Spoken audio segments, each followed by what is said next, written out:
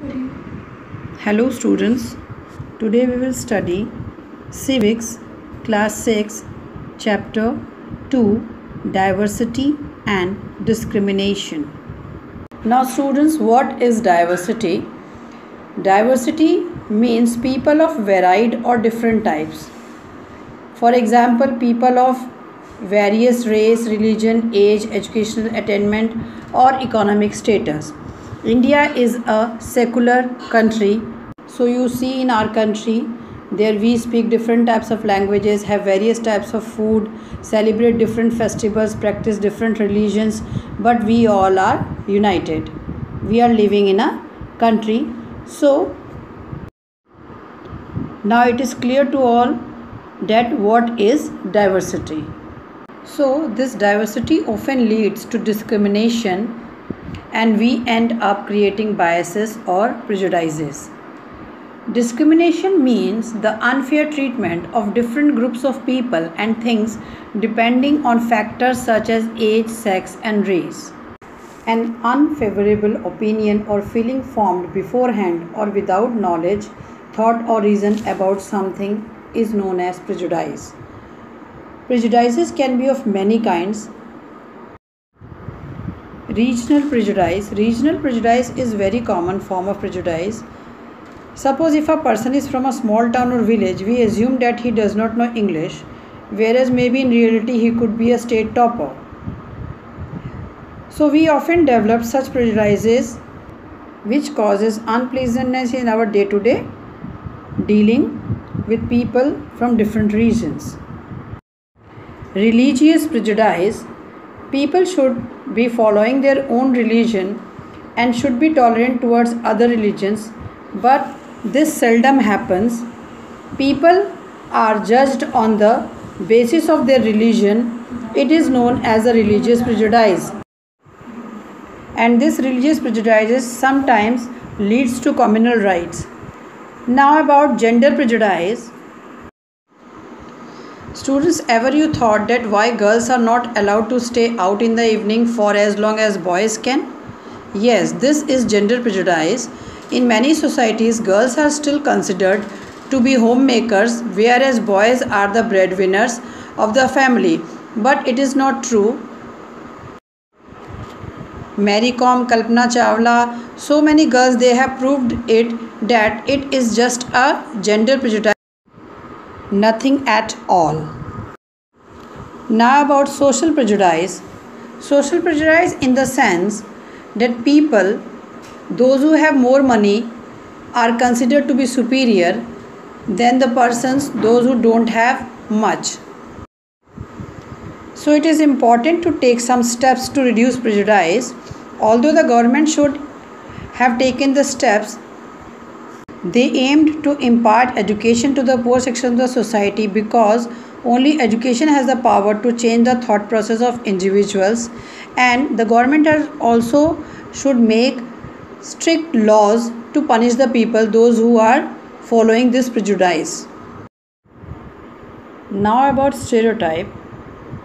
Stereotype is an opinion that we form about someone or something, and this opinion is generally based on a person's race, religion, region, gender, social status, profession, etc. In other words, you can say that stereotype is a fixed idea about a particular type of person or thing which is often not true in reality. Students, there are limitations of stereotype is given in your book. The first one is that they stop us from looking at each person as a unique individual with his or her own special qualities and skills that are different from others. Means we are not judging the people in a unique way. Second, they fit large numbers of people into only one pattern or type. Means whatever the thinking we have made for a particular group of people, we are judging the other people also in the same criteria.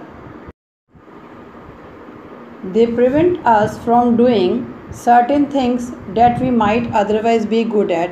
Means because of this stereotype, sometimes we are not able to do the things which can do in a better way.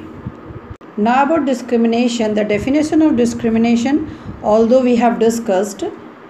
So, students, discrimination leads to prejudice and stereotyping, and they in turn lead to more discrimination in the society. Sometimes discrimination can also be seen between a normal and a special child. Inequality and discrimination. The prime reason for discrimination in our country is the caste system. As students, you know that our society was divided in the beginning into varnas depending upon the work the people did. Teachers and preachers were called Brahmins. People who fought and protected their territory from enemies were called Kshatriyas. Businessmen and traders were called Vaishyas, and those who helped these three sects in their daily course and other works were called Shudras. So this Varna system was an open system where people could move from one Varna to another depending upon the profession they choose. And due to this Varna system, Kshatriyas and Brahmins, they themselves considered superior and powerful. So there was discrimination leads in the society, and there was one more class that was termed the subordinate castes as untouchables, and they were not allowed to enter the house of the dominant caste people, and they are also prohibited from visiting the places of worship. Now, multiple identities. Discrimination is often based on the judgment that people make on a person's outward appearance.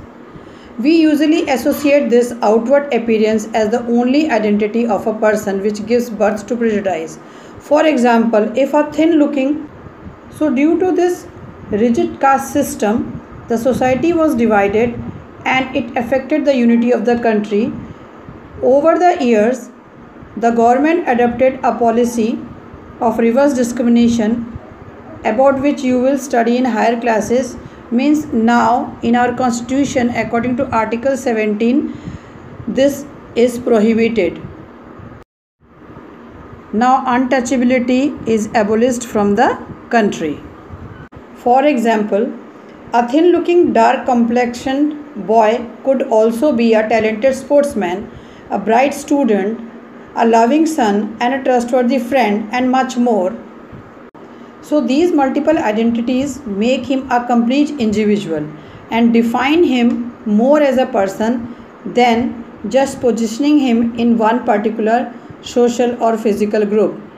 Means we diversity and the constitution.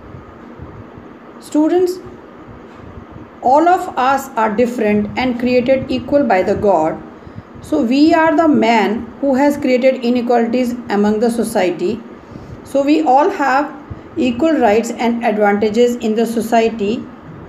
Our constitution completely acknowledges the diversity of the country and grants full respect and freedom to the people of different social groups.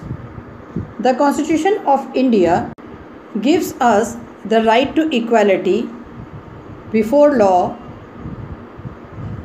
It prohibits the discrimination on grounds of religion, race, caste, sex, or place of birth.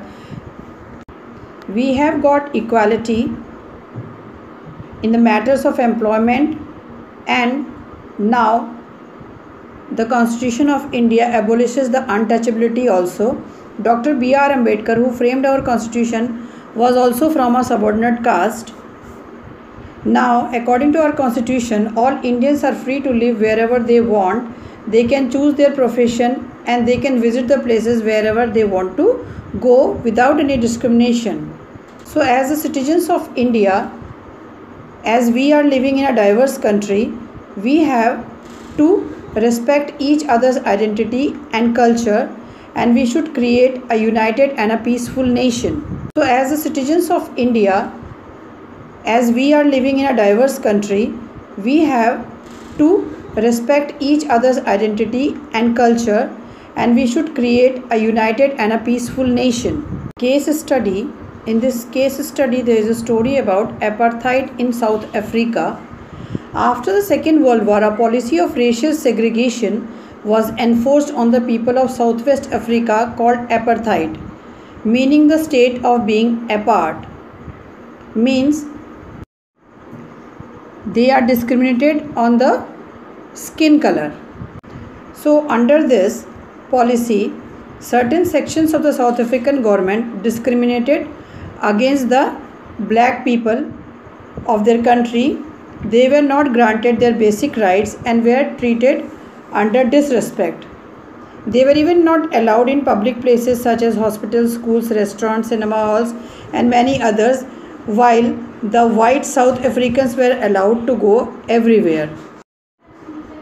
Even the non-whites of Africa could not participate in political matters. So a huge protest and resistance took place against apartheid for years and years by many national and international groups. Nelson Mandela was a great leader. His actions done a lot, and with his efforts, at last in 1994 this apartheid system was ended. So students, for this chapter that's all. I hope you all have understood well.